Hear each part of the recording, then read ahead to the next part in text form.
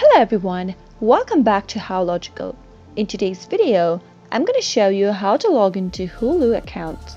Hulu is an American subscription video on-demand service fully controlled and majority owned by the Walt Disney Company, with Comcast NBC Universal as an equity stakeholder. In order to log into Hulu account, go open your web browser and in the search box, type in hulu.com. Once you do that, press the enter on your keyboard and you'll end up in the official website of Hulu.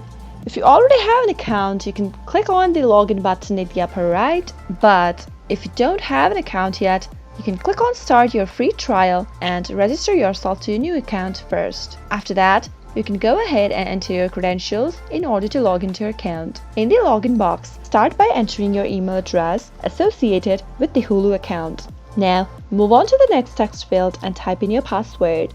In case you've forgotten your email or your password, you can click on Forgot Your Email or Password link and follow the instructions to look for your email or to reset your password to a new one. After you're done, click on I'm not a robot, finish a quick security check, and click on Verify. After typing in all the information, click on the login button and you'll be logged into Hulu account in just a few simple steps.